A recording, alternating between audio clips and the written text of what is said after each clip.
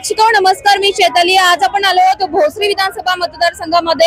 आपल्या समवेत महाविकास आघाडीचे काही पदाधिकारी आणि कार्यकर्ते आहेत, त्यांच्याशी आपण चर्चा करणार आहोत। आताच अजितभाऊ गव्हाणे यांनी कामगारांशी चर्चा केली, त्यांच्याशी भेटगाठ घेतली, काय सांगाल?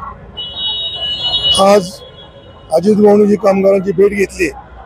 कामगारांना पिंपरी चिंचवड भोसरी मतदारसंघामध्ये बदल हवा आहे। जे कामगारांचे अनेक प्रश्न आहेत, उर्वरित प्रश्न अजितभाऊ गव्हाणे यांच्याकडून पूर्ण होतील अशी सर्वांना अपेक्षा आहे। त्यामुळे पूर्ण कामगार वर्ग टाटा मोटर्सचा अजित गव्हाणे यांच्या पाठीशी उभा राहून जे त्यांचं एक नंबरचं बटन आहे तुतारी, ते वाजवून 100% त्यांना 20 तारखेला विजयी करणार आहेत। हे 100% मी ग्वाही देतो।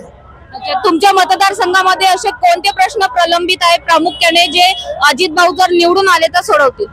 वीज, पाणी, ड्रेनेज, परत रस्ते, आणि सत्ताधाऱ्यांनी गेल्या 10 वर्षात काही केलं नाही। फक्त आणि फक्त आश्वासन, फक्त गाजर दाखवायचं काम या सत्ताधाऱ्यांनी केलेले।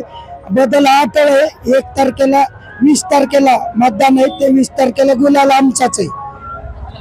शरद पवारांची ज्या मैदानामध्ये सभा झाली, उद्या त्याच मैदानामध्ये यूपीचे जे मुख्यमंत्री आहेत योगी आदित्यनाथ, त्यांची सभा होणार आहे। काय वाटतं, याचा मतदारावर परिणाम होईल का? होणार नाही, परिणाम अजिबात होणार नाही। आमच्याकडे जवळजवळ 70-80 हजार लोक तिथे जमा झाले, त्यांच्या सभेला 5,000 सुद्धा लोक येणार नाहीत, कारण हे अजितभाऊंचं श्रेय आहे सगळं। आता परिवर्तन हवंय। फुले शाहू आंबेडकरांच्या विचारावरती चालतो, त्याच्यामुळं या महाराष्ट्रामध्ये आपल्या महाराष्ट्राची संस्कृती ही सर्व समावेशक, सर्व जाती घटकांना सोबत घेऊन चालल्याची। कुणी एका हिंदू धर्मावरती इथं राजकारण चालत नाही, आणि इथली पुरोगामी विचाराची जनता त्याला थारा देणार नाही येणाऱ्या काळामध्ये। सध्या भाजपचे मोठे नेते आणि पदाधिकारी यांच्याकडून एक नारा येतोय, बटेंगे तो कटेंगे, एक रहेंगे तो सेफ रहेंगे, याबद्दल काय सांगाल? मॅडम, यांची जी काय एक थीम आहे, ही फक्त आपल्या समाजामध्ये तेढ निर्माण करायचा आणि आपली राजकीय पोळी भाजून घ्यायची। पण इथली सुज्ञ जनता, या भोसरी विधानसभेमधील सर्व नागरिकांच्या ध्यानात आलेले आहे की हे लोक फक्त आणि फक्त एक धर्माच्या नावावरती राजकारण करतात, आपली पोळी भाजवतात, आणि त्याच्या माध्यमातून सत्तेतून पैशातून सत्ता, हे समीकरण यांचं आहे।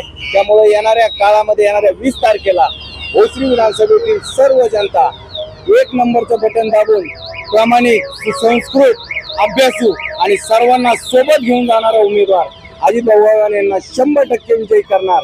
आणि या ठिकाणी महाविकास आघाडीचे उमेदवार अजितभाऊ गव्हाणे 100% विजयी होणार आहे, याच्यामध्ये शंका नाही। प्रचाराला आता थोडेच दिवस बाकी राहिले आहेत, काय सांगाल, कसा मतदारांचा आणि कार्यकर्त्यांचा कसा उत्साह आहे? आम्ही डोर टू डोर कॅम्पेन करतोय आणि चांगला रिस्पॉन्स मिळतो सगळ्यांना डोर टू डोर केल्यामुळे आम्ही।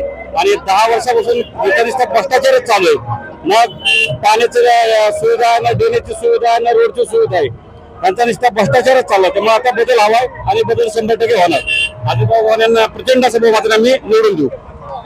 तर हे होते आपल्यासोबत महाविकास आघाडीचे काही पदाधिकारी आणि कार्यकर्ते।